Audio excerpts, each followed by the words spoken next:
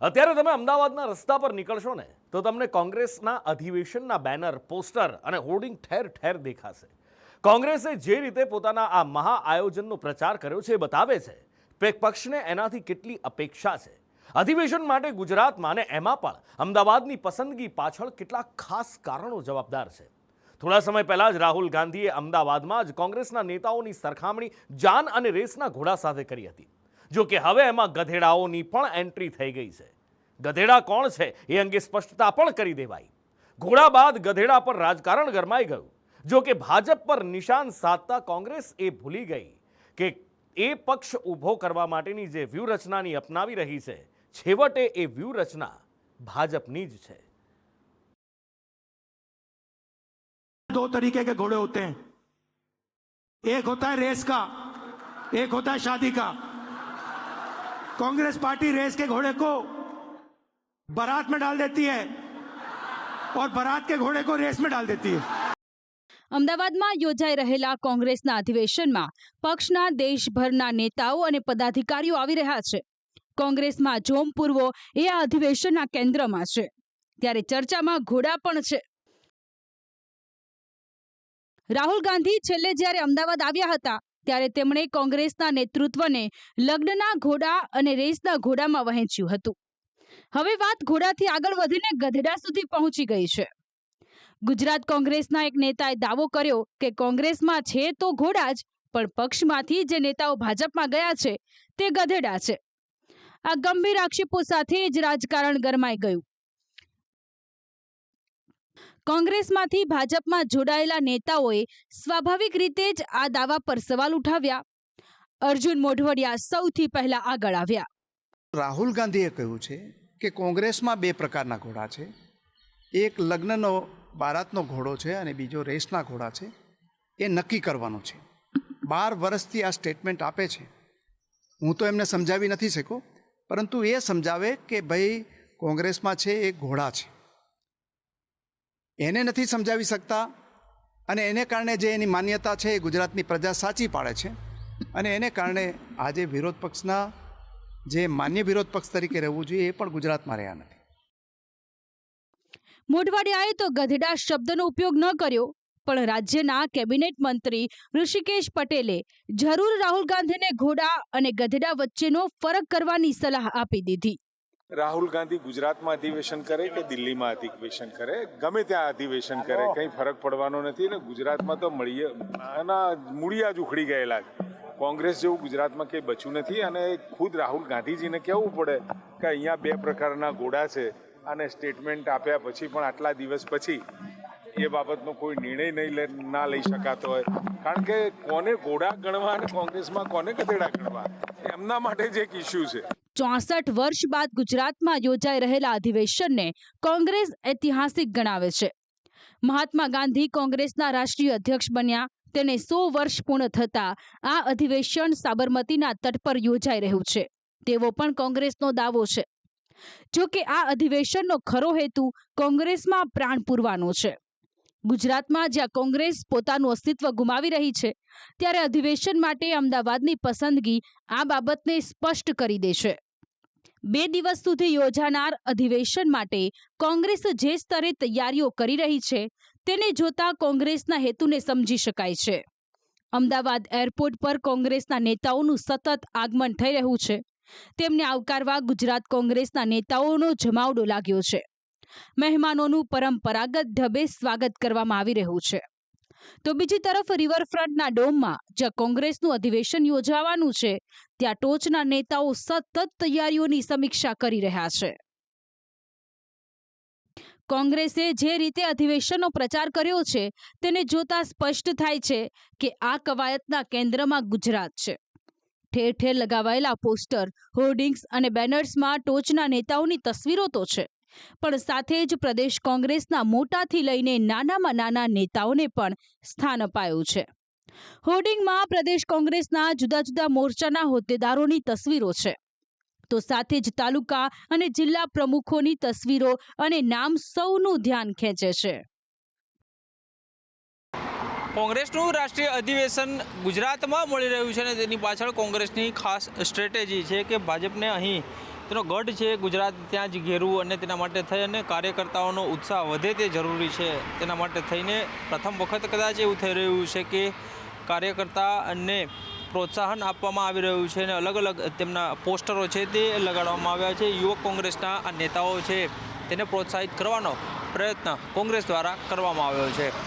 જો તમે અમદાવાદના રિવરફ્રન્ટ રોડ પર નીકળશો તો તમે ગુજરાત કોંગ્રેસના સમગ્ર સંગઠનથી પરિચિત જ થઈ જશો. આટલો સૂક્ષ્મ સ્તરે પ્રચાર તો કોંગ્રેસ કદાચ ચૂંટણી વખતે પણ નથી કરતી. કાર્યકરો અને હોદ્દેદારોને મહત્વ આપવાની આ રણનીતિ પક્ષમાં જોમ પૂરવાની છે. રાહુલ ગાંધી અગાઉ પણ કાર્યકરોને પ્રોત્સાહન આપવા નેતાઓને હાકલ કરી ચૂક્યા છે. આ જ કારણ છે કે પોસ્ટર અને બેનરોમાં શહેર અને જિલ્લાના જે તે વિસ્તારના હોદ્દેદારોની તસવીરો પણ મૂકવામાં આવી છે. કાર્યકર્તાઓને બૂસ્ટ કરવા પરંતુ સામાજિક તાણાવાણા છે તે પણ જોડવા કોંગ્રેસને ફરજિયાત બની રહ્યા છે. જે અહીં અલગ અલગ પોસ્ટરો લગાડવામાં આવ્યા છે. તેમાં અલગ અલગ સમાજના નેતાઓ કે જે કોંગ્રેસમાં વર્ષોથી જોડાયેલા છે તેવા નેતાઓને પણ સ્થાન આપવામાં આવ્યું છે. ઉપપ્રમુખ હોય કે પછી કાર્યકારી અધ્યક્ષ હોય કે પછી અન્ય હોદ્દા ઉપર રહેલા તમામ નેતાઓ જે છે તેને આ પોસ્ટરમાં સ્થાન આપવામાં આવ્યું છે અને તેનાથી કાર્યકર્તાઓમાં જુસ્સો વધે અને આગામી સમયમાં આવનારી ચૂંટણી છે તેમાં જુસ્સા સાથે મેદાને ઉતરે તેના પ્રયત્નો અત્યારથી જ આ કોંગ્રેસ દ્વારા આરંભવામાં આવ્યા છે. ભાજપ જ્યાં ચૂંટણીમાં માઇક્રો લેવલનું પ્લાનિંગ કરે છે, મતદારોને બૂથ સુધી લાવવા કાર્યકરોને જવાબદારી સોંપે છે, કાર્યકરોને મહત્વ આપે છે, ત્યારે કોંગ્રેસ પણ કદાચ ભાજપના જ માર્ગે આગળ વધી રહી છે. કોંગ્રેસ સમજી ચૂકી છે કે પક્ષમાં પ્રાણ પૂરવા નેતાઓથી વધુ જરૂર કાર્યકરોની છે. આ જ કારણ છે કે નગરપાલિકાના પૂર્વ હોદ્દેદારોને પણ હોર્ડિંગમાં સ્થાન અપાયું છે. અધિવેશનને લઈને કાર્યકર્તાઓમાં જુસ્સો જળવાઈ રહે તેના પ્રયત્નો કોંગ્રેસે કર્યા છે. રિવરફ્રન્ટ ઉપર જે અધિવેશન સ્થળ છે ત્યાં ઠેર ઠેર કોંગ્રેસના ઝંડા તો લગાડવામાં આવ્યા છે. સાથે જ નગરપાલિકા સ્તરના જે નેતાઓ છે તેનામાં પણ એક જુસ્સો વધે, તેનામાં બુસ્ટિંગ વધે તેના પ્રયત્નો જે છે તે કોંગ્રેસ દ્વારા કરવામાં આવ્યા છે અને કોંગ્રેસના જે અલગ અલગ નેતાઓ છે તેને સ્થાન અપાયું છે. નહીં માત્ર અમદાવાદના પરંતુ ગુજરાતભરના જે અલગ અલગ કક્ષામાં રહેલા જે નેતાઓ છે તેના પણ અહીં પોસ્ટર લગાડવામાં આવ્યા છે. સમગ્ર દેશમાંથી કોંગ્રેસના 2000થી વધુ નેતાઓ અને ડેલિગેટ ગુજરાત આવ્યા છે. ગુજરાતના નેતાઓ અને કાર્યકરોની સંખ્યા તો અલગ છે. એવામાં કોંગ્રેસને સ્વાભાવિક રીતે જ તેના મહાઆયોજનથી ઘણી આશાઓ છે. દરેક વર્ગ સુધી પહોંચવાનો વિશ્વાસ છે. ये तो बहुत महत्वपूर्ण सम्मेलन है हमारे. महात्मा गांधी जी 100 साल पहले कांग्रेस का अध्यक्ष बना था और एक ही बार, लेकिन वो बहुत ऐतिहासिक विषय था, तो इसलिए हम उस वक्त उसके भी बारे में सोच रहे हैं. और दूसरी बात यह है कि हम सारे जानते हैं कि सरदार पटेल साहब का 150 साल का उनके जन्मदिन के बाद हुआ है, तो ये भी बहुत महत्वपूर्ण है कांग्रेस के इतिहास में और देश के इतिहास में. ये महात्मा गांधी की भूमि है, सरदार पटेल साहब की भूमि है. हमें इस कांग्रेस के अधिवेशन में आने की बहुत खुशी है और मेरे समझ से यहाँ से जो उपलब्धि निकलेगी वो देश के लिए बहुत असरदार रहेगी. ये ऐतिहासिक सम्मेलन इसलिए अधिवेशन इसलिए कहते हैं हम कि कांग्रेस के अधिवेशन कोई एक पार्टी की मीटिंग नहीं है, एक कोई परिवार की मीटिंग नहीं है. ये समाज के अलग अलग वर्गों का समागम है, अलग अलग विचारों का समागम है, अलग अलग संघर्षों का समागम है. કોંગ્રેસે દેશની આઝાદી માટે તો ઘણા અધિવેશન યોજ્યા હતા, પણ હવે કોંગ્રેસ ફરી બેઠી થવા માટે અધિવેશનનો સહારો લઈ રહી છે. એક સમયે જે પક્ષનો સૂર્ય મધ્યાહે તપતો હતો, જેનો વિકલ્પ મળતો ન હતો, તે જ કોંગ્રેસ આજે પોતાનું અસ્તિત્વ ટકાવી રાખવા મથી રહી છે. ઉત્તર પ્રદેશ જેવા એક સમયના ગઢમાં કોંગ્રેસ ખોવાઈ ગઈ છે. ગુજરાતમાં કોંગ્રેસ 77 બેઠકોથી 17 બેઠકો પૂરતી સમેટાઈ ગઈ. સ્થાનિક સ્વરાજની ચૂંટણીમાં કોંગ્રેસના હાથમાં કંઈ નથી આવ્યું. ત્યારે હવે જોવું એ રહેશે કે આ અધિવેશનથી 2027માં કોંગ્રેસને ફાયદો થાય છે કે નહીં. બ્યુરો રિપોર્ટ, સંદેશ ન્યૂઝ.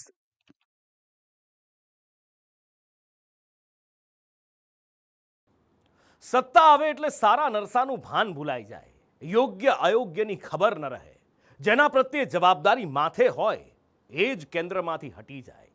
વાત અહીંયા છે ભાવનગરની, જ્યાં મહાનગરપાલિકાના શિક્ષણ સમિતિના ચેરમેને ન તો પોતાના હોદ્દાનું ધ્યાન રાખ્યું, ન બાળકોના શિક્ષણનું. શાળાના જે વર્ગમાં એઓ શિક્ષણ સમિતિની બેઠક કરી રહ્યા હતા, એ જ વર્ગની બિલકુલ બાજુમાં વિદ્યાર્થીઓ બેઠા હતા અને એ વિદ્યાર્થીઓની ફાઇનલ પરીક્ષા ચાલી રહી હતી. પણ નેતાજીને એનાથી કોઈ ફરક નહોતો પડતો. ઉલટું એમની પાસે તો અહીંયા આવું કરવા માટેનું એક કારણ પણ હતું. નેતાના હાથમાં માઇક આવે એટલે બસ, ભાષણમાં જનતાનું ભલું કરવામાં તે કંઈ બાકી નથી રાખતા. શ્રોતાઓમાં બેઠેલા લોકો અભિભૂત થઈ જાય ત્યાં સુધી માઇક છૂટતું નથી. હવે આ નેતાજીને જ જોઈ લો.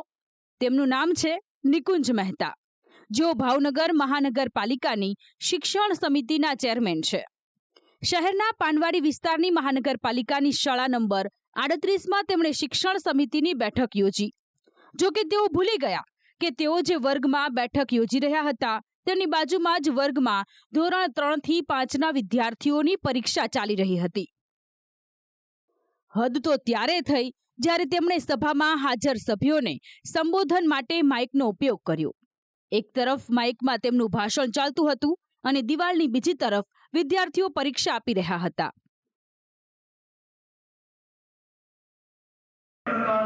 શિક્ષણ અહીંયા આપણી શાળામાં આપવામાં સ્માર્ટ બોર્ડથી કોમ્પ્યુટર લાઇબ્રેરી. સાંભળ્યું તમે? નિકુંજ મહેતા બાળકોને સ્માર્ટ શિક્ષણ આપવા પર ભાર મૂકી રહ્યા છે, પણ તેઓ ભૂલી ગયા કે આ જ ભાષણને કારણે બાળકોને પરીક્ષા આપવામાં ખલેલ પહોંચી રહી હશે. 3 માસે એક દિવસ જે છે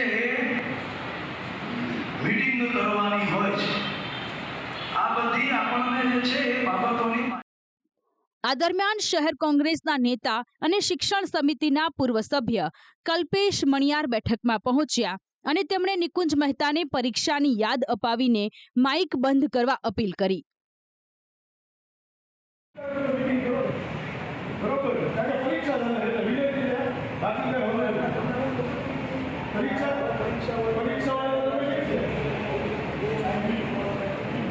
પરીક્ષા ચાલુ છે, વાલીઓ બાજુમાં પરીક્ષા લે છે છોકરાઓ, એટલાનું ડિસ્ટર્બ કરવાનો વાલીઓ મારી ભૂલ હોય એટલે. કોંગ્રેસના નેતાએ ટોકતા નિકુંજ મહેતા ભૂઠા પડ્યા અને માઇક પડતું મૂક્યું હતું.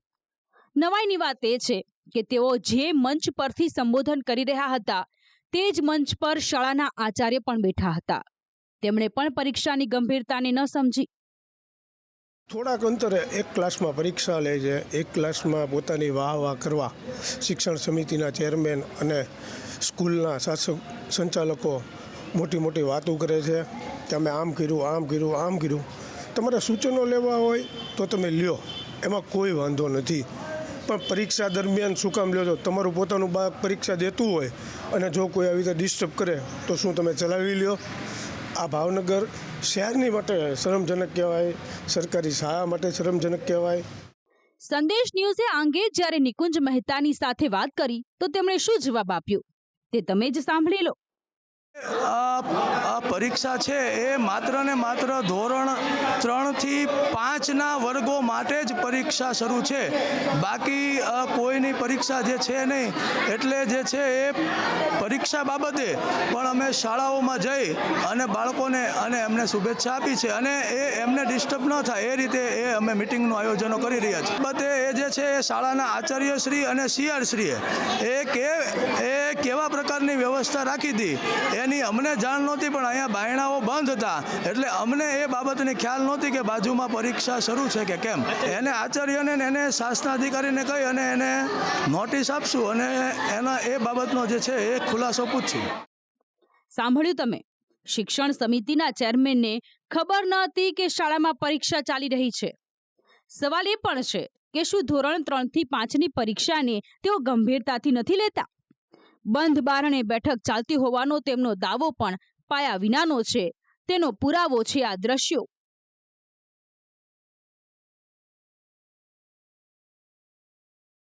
જે વર્ગમાં પરીક્ષા ચાલી રહી છે અને જે વર્ગમાં બેઠક ચાલી રહી છે તે બંને વર્ગના દરવાજા ખુલ્લા છે. પોતાની બેદરકારીને છુપાવવા ચેરમેને આચાર્ય અને સીઆરસી પર ઠીકરું ફોડી દીધું.